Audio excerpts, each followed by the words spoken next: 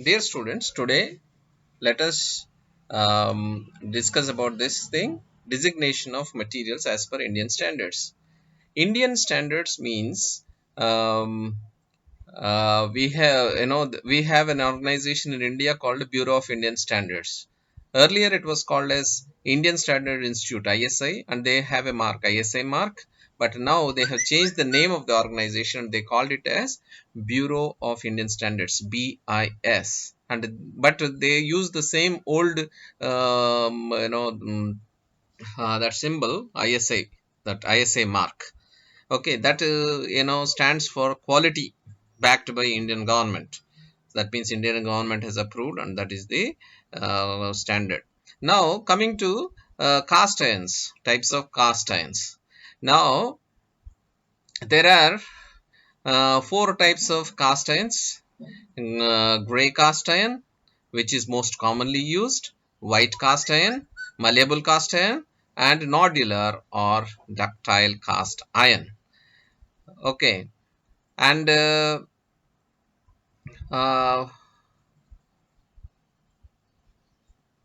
okay, now how these are designated? Here we give a table, and this table is showing the mechanical properties and typical uses of gray cast iron. You see the gray cast iron, how it is designated? It is designated by the letter by the designation FG150. Wherever you see FG and FG 150 number, this is gray cast iron, you should understand. Okay, see what is 150? 150 is the tensile strength of gray cast iron. What for 150 tensile strength Newton per mm square, FG 150. Okay, and this is the ultimate tensile strength, and uh, units are Newton per mm square. Okay, then we have other things also, other properties like a compressive strength 600 Newton per mm square, and how much more this is in compression compared to the tension. You see, cast iron is much stronger in compression, and shear strength is given, Young's modulus, that is E, modulus of elasticity is given. It is 100 into 10 to the power square Newton per mm square, and the modulus of rigidity G is given 40 into 10 to the power 3 Newton per mm square, and Brinell hardness is given. All these other terms you need not worry at now. Now what we are interested is the designation FG 150. If somebody says FG 150, you should be able to know to answer. FG 150 means it is a gray cast iron which has an ultimate tensile strength of 150 Newton per mm square. Similarly, FG 200, another example is given. That means here the ultimate tensile strength is 200 Newton per mm square. FG 260 means 260 uh, Newton per mm square. Okay, now coming to the IS designation of cast iron. Yeah, cast iron only we were discussing. Now here is an example of question. State the following material specification FG200. So uh, see, gray cast iron is most widely used engineering material, and as per Indian standard specifications, that is Bureau of Indian Standard Specifications, gray cast iron is designated by alphabets or letters FG, and it is followed by the ultimate tensile strength in Newton per mm square or MPa. These two are same thing. Okay, FG 300. Another example is the gray cast iron, which has ultimate tensile strength of 300 Newton per mm square. Okay, and next let us come to another cast iron, which is called as nodular cast iron or ductile cast iron or spheroidal cast iron. So from this word spheroidal, they have used they have taken the letters and they are using it as SG. So SG 450 by 10. That is how the material is designated. This is in this example. Okay, Sg means spheroidal graphite iron, and that first term 450. This gives the ultimate tensile strength in Newton per mm square. So Sg 450 by 10, ultimate tensile strength in Newton per mm square or MPa, and this 10 is the percentage elongation. You know, actually they have modified the cast iron in such a way that this has although also the properties of some properties of the steel, because gray cast iron doesn't allow any ductility, any elongation, but this ductile cast iron this allows some ductility.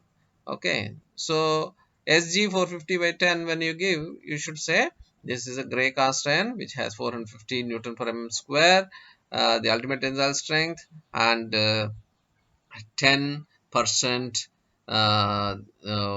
elongation, or elongation of 10%. Like that, you should be able to designate it. And nodular cast iron, it is written combines the processing of they are possessing of the advantages of gray cast iron with that of the steel. Steel is ductile, whereas cast iron is brittle, but this is modified a little, and it also has a little bit of ductility, not so much as steel, but still there is a little bit of ductility in this material. Okay, so nodular ductile is used for what? For it is used, it is used for making heavy duty gears, automobile hinge doors. Hinge doors means, on which the door of the car opens, those hinges, and the furnace doors, components of steel plants, etc. All these things can be made using this material, nodular cast iron or ductile cast iron. Here are some more examples how this uh, is designated. Sg 900 by 2.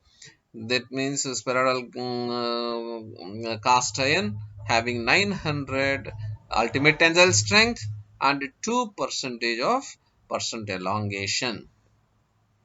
Okay, and this is MPa and Newton per mm square are same. Okay, in some places they give Newton per mm square, in some places MPa, and this percentage elongation. See, these BHN and all these things, no, they are not so important for us. Okay, there are some certain other examples also here. 700 by 2, 400 by 18, 600 by 3a. See, you need not worry about these things. 3a, actually it should have been 3. I don't know why it is 2. They won't ask you like this in your examination. Sg by Sg 600 by 3a, it is given. Okay. Anyway, coming to the next material, which is a plain carbon steel. This is the most commonly used material, plain carbon steel. What is plain carbon steel? It is an alloy. Plain carbon steel is an alloy of iron and carbon. This is an alloy of iron and carbon. See, this is the basic definition. Sometimes, they may ask you, what is steel? Steel means plain carbon steel. That is, it has iron and carbon.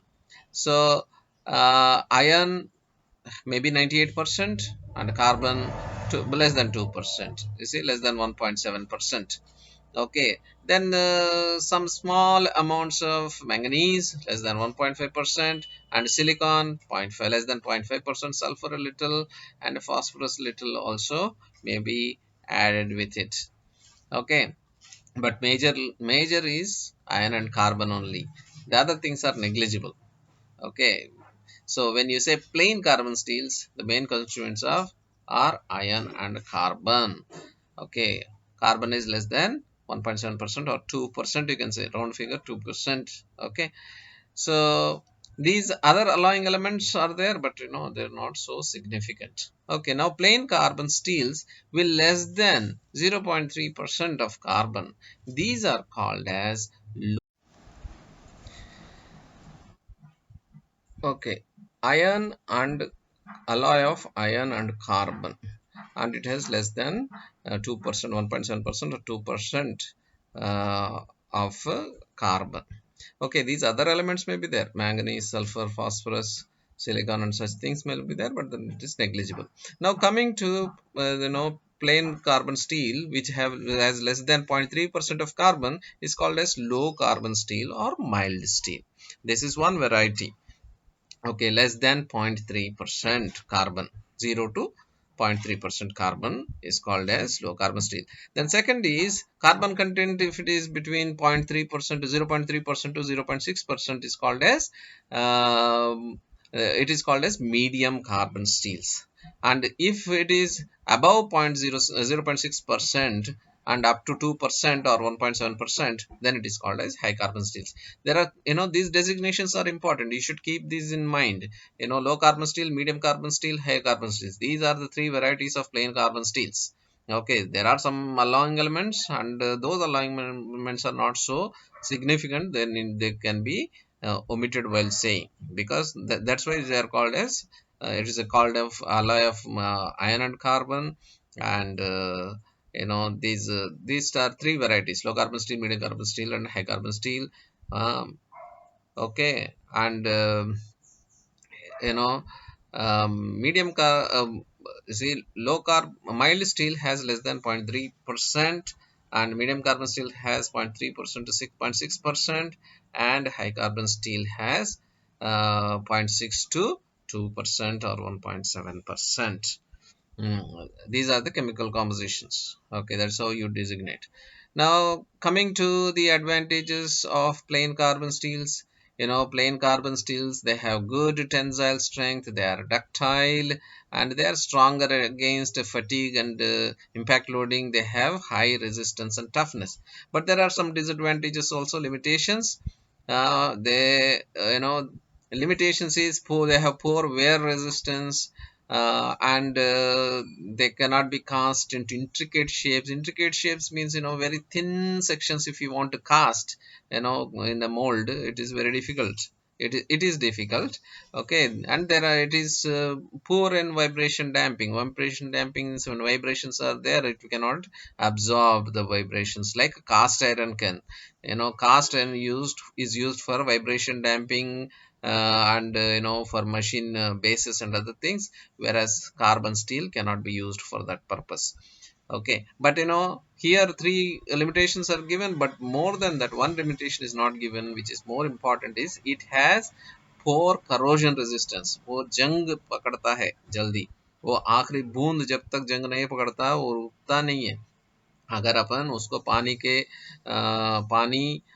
नहीं तो पानी और हवा के पास रख दिया तो जंग पकड़ते ही जाता है। सो दिस इज द पूर advantage, this is the major advantage, a major disadvantage of the plain carbon steel.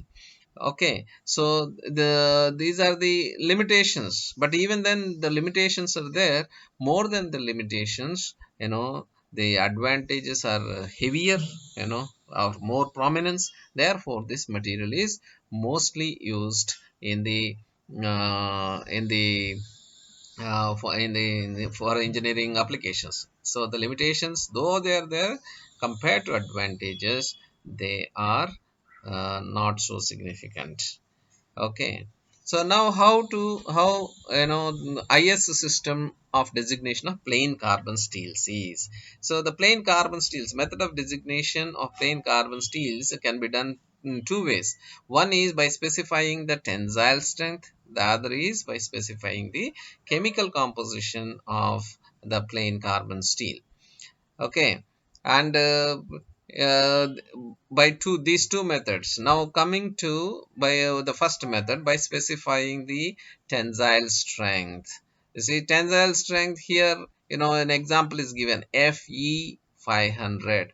When you see Fe 500, immediately you should know that this is a plain carbon steel. Just a steel is written here, but you should write it as plain carbon steels, because there are other types of steels also. Fe 500 means, it is a steel which has 500 Newton per mm square ultimate tensile strength. That 500 is designating the ultimate tensile strength, Fe 500 or F 500 MPa. You see, that is how this material is designated, using the tensile strength. Okay, and here are some more examples in this table. Mm, one is given as Fe290. The moment you see Fe and some number, this is the highest designation for a plain carbon steel. And you should be able to say this is a plain carbon steel which has ultimate tensile strength of 290 Newton per mm square or 290 MPa. Okay, this then it may have different yield strength. And well, let us see here. Here is an example. Okay, Fe360 is given. Fe360 indicates a plain carbon steels with a ultimate tensile strength of 360 Newton per mm square. There is another example, Fe capital E 250. FEE 250. This capital letter E indicates, that means that number that is coming after it is not the ultimate tensile strength, but it is the yield strength. So when you see Fe360 without capital E, then it is ultimate tensile strength. When you see E, capital letter E, then you should know that the number that comes is yield point stress.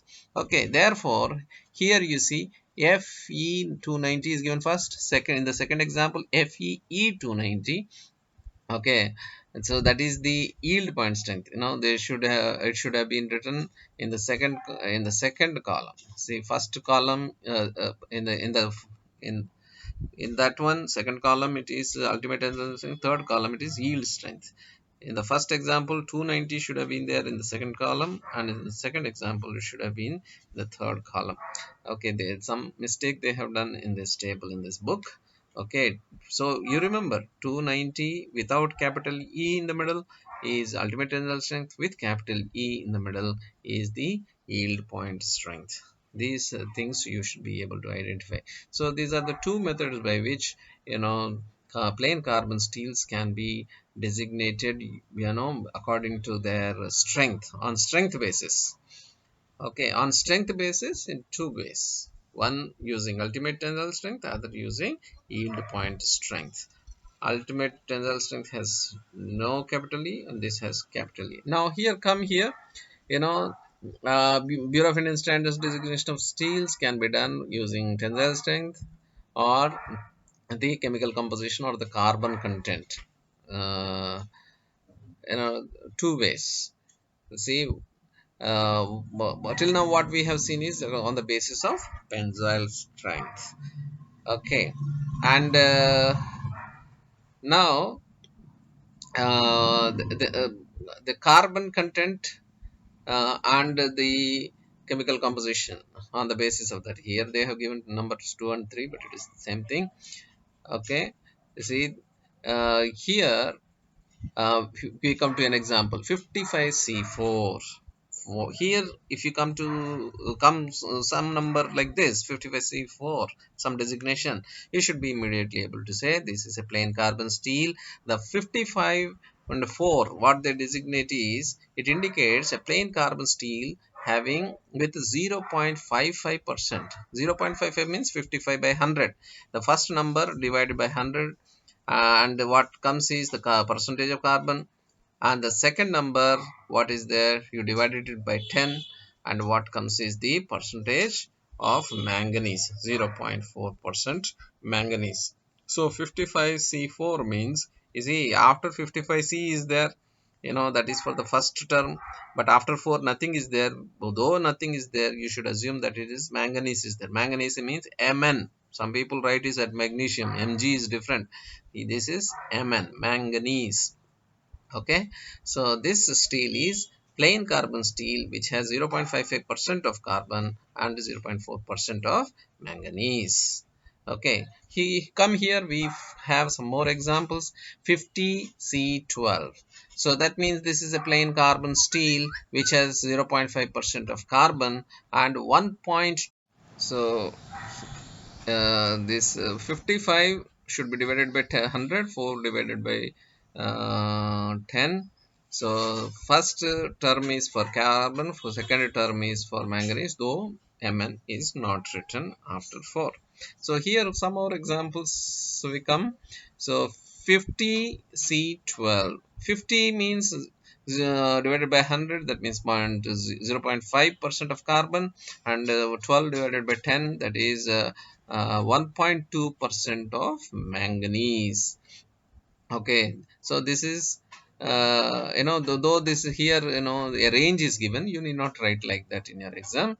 Okay, and then another example is 60C4. 60C4 means it's a plain carbon steel which has 0.6% of carbon and 0.4% of manganese. That's how you should be able to answer. Okay, that's all is expected from you in your exam. Okay, and there are other examples also. It is also similar to it. Okay, and manganese, though it is not written, it is the same thing.